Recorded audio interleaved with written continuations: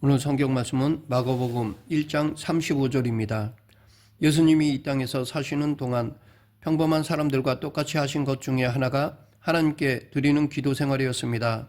사실 예수님은 항상 하나님 앞에 드리는 기도 속에서 사셨지만 시간적인 규범으로 보면 새벽에 기도하는 것을 일생 동안의 삶의 습관으로 삼으셨습니다. 그러면 예수님의 새벽 기도는 어떤 것이었을까요? 사실 예수님은 기도를 하실 필요가 없어 보이십니다.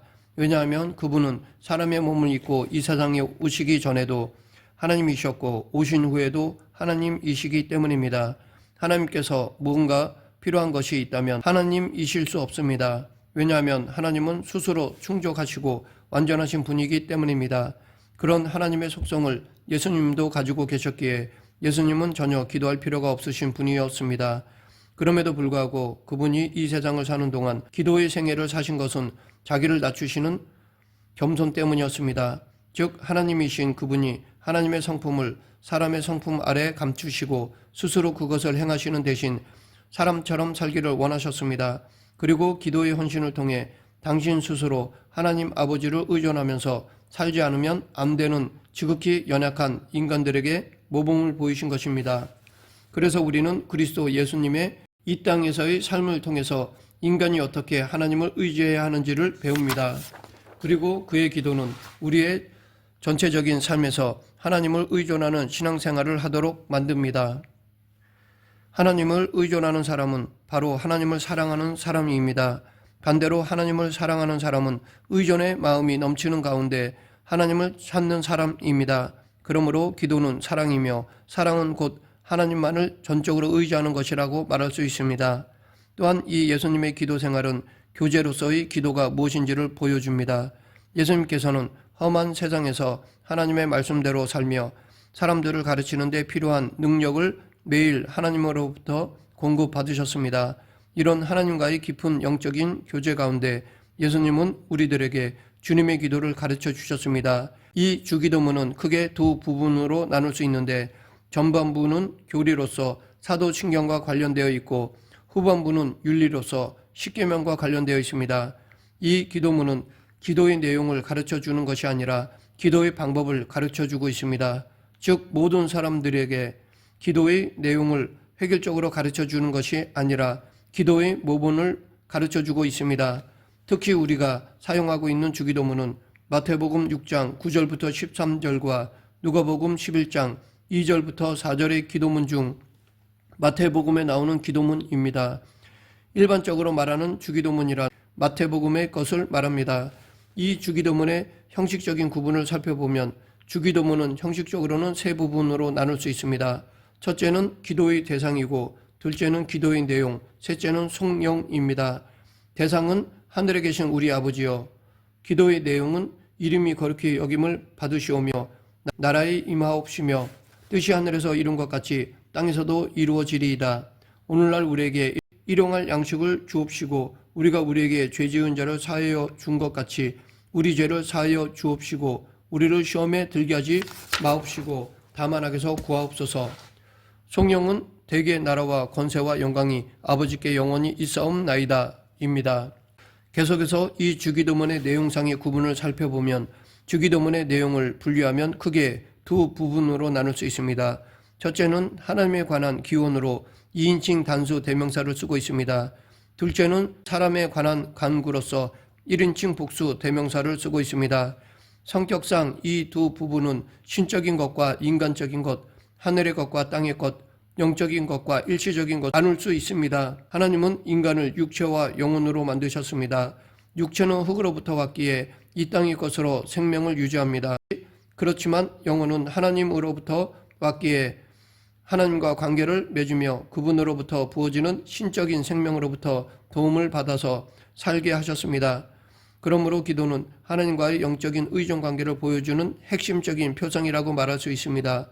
즉 우리가 필요한 어떤 것을 얻어내는 수단이기 이전에 우리 영혼의 생명을 하나님 앞에 풍부히 받아 누리며 살게 하는 교제의 통로인 것입니다. 오늘날은 여러 가지 이유로 기도하지 않는 경향이 있습니다. 이런 현상은 앞으로도 더 심해질 것입니다. 그래서 신자들이 교회에는 다니지만 예수님을 믿는 진정한 표인 복음적인 경건의 낯선 자들이 되어가고 있습니다. 신앙의 비밀은 경건의 비밀이고 경건의 비밀의 진수는 하나님의 말씀과 기도 속에서 경험됩니다. 말씀은 우리로 하여금 마땅히 알아야 할 길을 알게 하고 기도는 아는 그대로 살 수 있는 하늘의 능력을 공급받는 통로입니다. 성경적인 기도 생활은 우리가 하나님 앞에 영향을 미치는 것이 아니라 오히려 우리 자신을 충분히 하나님 앞에 바쳐 주님이 충분히 영향을 미치도록 하는 것입니다. 그러하기에 신앙이 어릴 때는 우리의 기도가 우리 마음을 알아달라는 기도이지만 신앙이 자라나면 주님의 마음을 더 많이 알게 도와달라는 기도로 바뀌어지는 이유가 바로 이 때문입니다.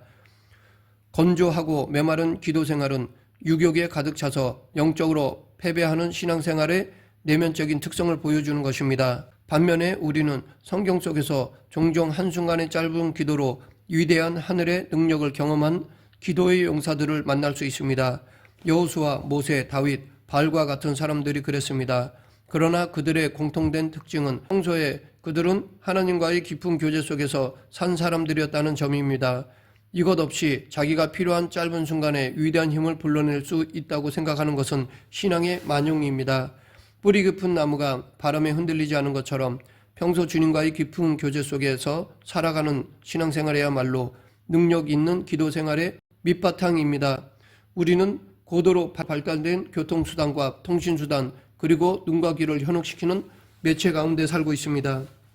그 속에서 보이지 않는 하나님께 무릎을 꿇고 진정으로 간절히 기도하고 의지하며 사는 일은 점점 잊혀져 가고 있습니다.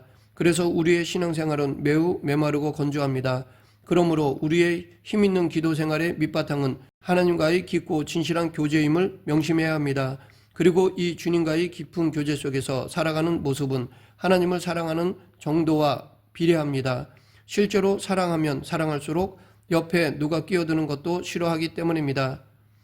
예수님의 새벽 기도는 또한 흔들리지 않는 규범을 보여줍니다. 예수님은 새벽 시간과 깊은 밤에 규칙적으로 기도하셨습니다. 대부분의 사람들은 언제 기도를 하겠다는 뜻을 세우기 싫어합니다. 규범을 세우면 얽매이기에 마음이 불편해지기 때문입니다. 그런데 개인의 규범과 은혜 생활에는 정말 미묘한 관계가 있습니다. 은혜가 충만하고 하나님을 사랑하는 마음으로 가득 차 있을 때는 규범을 지키는 것이 기쁩니다. 그리고 이렇게 규범을 따라 살 때 행복하고 은혜 생활은 증진됩니다.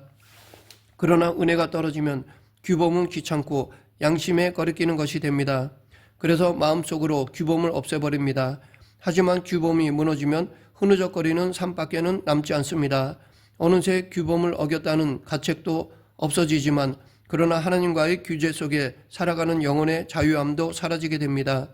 이것에 대해 어떤 사람들은 자기의 환경을 탓하기도 합니다. 그런데 잘 생각해 보면 앞으로도 환경이 우리의 편이 될 날은 오지 않을 것입니다. 게다가 어차피 신앙생활은 영적인 전투입니다. 그러므로 끊임없는 시련과 고난이 올 때는 그것 때문에 하나님 앞에 기도하러 나가고 평탄할 때는 평탄 가운데 부패하지 않기 위해서 하나님 앞에 매달린다고 생각해야 기도 생활을 이어갈 수 있습니다. 예수님의 새벽 기도는 치열한 삶 속에서 이루어진 것입니다. 본문의 말씀의 앞 21절부터 34절까지의 모든 기록은 하루 동안 일어난 일입니다. 이때는 안식일이었습니다. 평소처럼 예수님은 회당에서 하나님의 말씀을 전하셨습니다. 가르치는 것이 큰 권세로 나타났고 회중은 그 내용이 서기관의 가르침과 다르다는 것을 알게 된 것으로 봐서는 상당한 시간 동안 말씀을 강론하셨던 것 같습니다. 그리고 예수님께서는 거기서 귀신을 내쫓으셨고 회당에서 나와 야고보와 요한과 함께 시몬과 안드레의 집에 들어가셔서 시몬의 장모의 열병을 떠나게 하셨습니다. 그런데 숙소로 돌아오셨을 때 해는 저물어 가는데도 모든 병자와 귀신 들린 자들이 예수님을 기다리고 있었습니다. 예수님은 그들을 물리치지 않으셨습니다. 그리고는 35절에 새로운 날이 되었습니다. 새벽 미명에 예수님이 홀로 일어나셨습니다. 제자들은 피곤해서 골아떨어졌을 때 예수님이 홀로 새벽에 나오신 것입니다. 예수님은 죄는 없으셨지만 우리와 같이 육체는 매우 피곤하고 힘드셨을 것입니다. 어쩌면 눈은 붉게 충혈되었고 너무 고단한 일과로 입술은 부르트고 혓바늘이 돋으셨을 것입니다. 그래도 예수님께서는 그 새벽의 시간에 아직 어두울 때 일어나셔서 한적한 곳에서 하나님 앞에 기도하셨습니다. 예수님의 기도 시간은 규범으로 정해놓으셨지만 장소는 정해놓으시지 않으셨습니다. 왜냐하면 병들고 무지하고 상처받고 죽은 자들이 있는 곳이면 어디든지 찾아가셔서 고치고 위로하고 살려야 하셨기 때문입니다.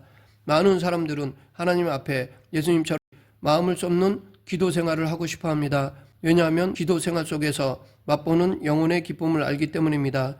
그러나 이런 마음의 소원을 가지고 있어도 삶이 하나님을 향해 올바르고 열렬하지 않으면 열정적인 기도가 불가능합니다. 오늘날 이런 교제의 기도 속에서 살지 못하는 가장 큰 이유는 사실 우리가 하나님 앞에 사는 치열한 삶이 없기 때문입니다. 그러면 왜 예수님은 특별히 새벽에 규칙적으로 기도하셨을까요? 새벽 시간이 밤보다 거룩해서였을까요? 아닙니다. 만일 예수님이 낮에 기도하셨다면 그 수많은 병든 사람들, 진리를 듣기 원하는 사람들, 상처받은 사람들을 돌보지 못하셨을 것입니다. 예수님은 당신의 사명을 모두 다 감당하시고 그 짧은 개인적인 시간을 쪼개어 하나님을 독대하신 것입니다.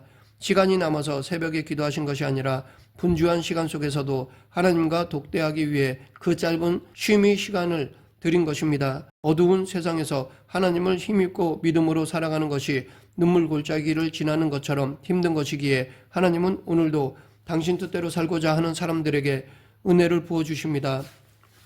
그러하기에 우리는 하나님을 독대하는 시간을 가져야 합니다. 하나님을 향한 치열한 영적 싸움을 해야 합니다. 그런데 여러분의 삶은 어떠합니까? 치열하고 정신없이 살지만 하나님 없는 치열함은 아닐까요? 경쟁에서 이기고 내일을 위해 불을 쌓고 남들보다 더 높아지기 위해 몸부림치는 것 이상은 아닌 삶은 아닐까요? 그러나 우리는 결국 신앙의 방황을 끝내고 돌아올 때 항상 똑같은 결론에 도달하는데 그것은 인생은 나 혼자 걸어갈 수 없는 길이구나 입니다.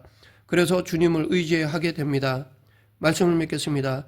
우리는 예수님을 본받아야 합니다. 우리가 지금 어떤 처지에 있든지 누구이든지 우리의 깊은 마음을 헤쳐보면 주님과의 교제 속에서 살아왔던 날들에 대한 그리움이 있습니다. 그래서 끊임없이 여러 가지 것들로 갈증을 해결하려고 하지만 실패합니다. 그것은 이 세상으로 해결할 수 있는 것이 아닙니다. 그러므로 우리는 기도의 자리로 돌아가야 합니다. 은혜의 자리로 다시 돌아가야 합니다. 거기서 하나님을 만나야 합니다. 하나님께 온전히 엎드려 자기가 하나님을 의지하며 살 수밖에 없는 지푸라기와 같은 인간이라고 고백하며 그분의 은혜를 구해야 합니다. 그럴 때 하나님의 은혜를 누릴 수 있습니다. 예수님을 본받아 하나님께 기도하는 성도가 되길 간절히 축원합니다. 기도하겠습니다. 생사화복을 주관하신 하나님 아버지, 늘 하나님과 교제하며 하나님의 뜻을 구하고 그 뜻을 이루는 데 있어서 능력과 힘을 구하는 기도가 끊이지 않게 하여 주시옵소서. 예수님 이름으로 기도드립니다. 아멘.